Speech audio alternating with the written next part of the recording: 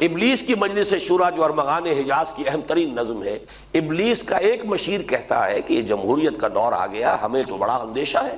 دوسرا مشیر کہتا ہے تمہیں خامخواہ کی کوئی تشویش ہو گئی ہے، یہ جمہوریت تو کچھ بھی ہمارے لیے کوئی اندیشہ نہیں، کوئی خطرہ نہیں، ہم نے خود شاہی کو پہنایا ہے جمہوری لباس، جب ذرا آدم ہوا ہے خود شناس و خود نگر۔ تو نے کیا دیکھا؟ نہیں مغرب کا جمہوری نظام، چہرہ روشن اندروں چنگیز سے تاریک تر۔ موجودہ دنیا کی جمہوریت اس دی ڈکٹیٹرشپ آف دی کیپٹلسٹ، امریکہ کا نظام اگر اسے جمہوریت کوئی کہتا ہے اس سے بڑا پاگل کوئی نہیں۔ دیو استبداد جمہوری قبا میں پائے کو، ملینئرز نہیں بلینئرز ہوں گے تو الیکشن لڑ سکتے ہیں۔ عام آدمی کی کہاں، وہ تو پرچی جیسے ہمارے عام آدمی کے ہاتھ میں ہے ویسے ہی پرچی عام آدمی کو پاگل بنایا ہے، بے وقوف بنایا ہے۔